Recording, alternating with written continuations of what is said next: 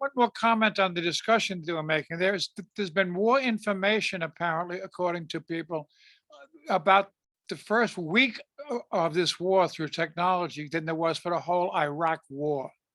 That, that the world is actually seeing it. I read this poem the other day at the inauguration of the offices for my new town board, but it's applicable to all towns in the United States. Democracy. In the United States, we live in a representative democracy and have elections every 2 or 4 or 6 years. After most elections, we send the winners off to remote places, Washington, Albany, White Plains, to make decisions for us, decisions that we read about in newspapers. In the town of Yorktown, we pick winners from candidates who are our neighbors and who may have won by tiny vote margins. Then we send them off to our local town hall, no more than 10 minutes from our homes, to do the town's business. Town hall, the place where we can come to meet with public officials and make our voices heard in public town board meetings, planning work sessions, discussion with other town folks. We can also write letters, make phone calls, go to public functions, and we get answers. Local papers report on meetings, email alerts come from City Hall, meeting and special announcements are televised. These elected officials make decisions that affect our daily lives. Zoning, park maintenance, road repair, and larger issues, how to attract and keep businesses in the town, direction of the town, semi-rural or suburban. That's what they do. Now, what will you do? I'm wearing a t-shirt, New York tough. I wish I had one Ukraine tough because they should be all over in support of those people there. But it brought out me going back to a book that I did a few years ago, a chapter, World War II Baby. And I'm going to read a couple of things about war after seeing those people. World War II Baby. When I was very young, we were at war. The Germans and the Japs were the bad people to be hated and killed. The Russians were our allies and lost more people than we did.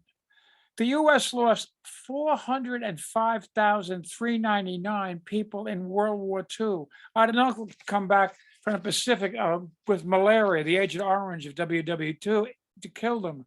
Now the Japs are Japanese, and they and the Germans are our allies, and the Russians are the bad guys, while we were at war undeclared with ISIS, Al Qaeda, and terrorists. In fact, we have been at war hot and cold, always undeclared, at times through surrogates for every year since I was born, against communists, imperialists, fascists, terrorists, extremists, just about every ist you can think of.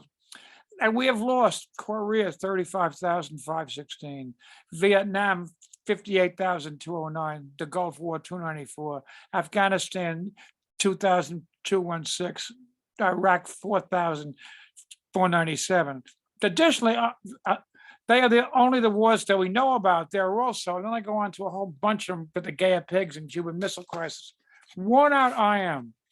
Since 1775, the US has lost 1,354,664, of which 507,989 are in my lifetime. When will we and the rest of the war ever learn? Probably not while I live. What a shame. And then there's a fellow from my neighborhood, Tommy Minogue. Tommy Minogue didn't decide. Tommy Minogue, the younger brother of French, my old neighbor, didn't decide to send advisors to Vietnam. Dwight Eisenhower did. Tommy Minogue didn't decide to send special forces to Vietnam. John F. Kennedy did. Tommy Minogue didn't decide to escalate the war on the phony the Gulf of Tonkin story, but Lyndon Johnson did. Tommy Minogue didn't decide to heavily bomb North Vietnam. Richard Nixon did. Tommy Minogue didn't decide to bring the troops home. Gerald Ford did. Tommy Minogue didn't decide to go to Vietnam. The Army sent him. Tommy Minogue didn't decide to win the Distinguished Service Cross. He was awarded posthumously. And then just on, on some of these numbers again, Vietnam Day, Veterans Day statistics. I live in the town of Yorktown. It's a mid-sized Lower Hudson Valley town, but the population in 2018 of 36,900. If I multiply that by 1.5, I get 55,350. That's a lot of people.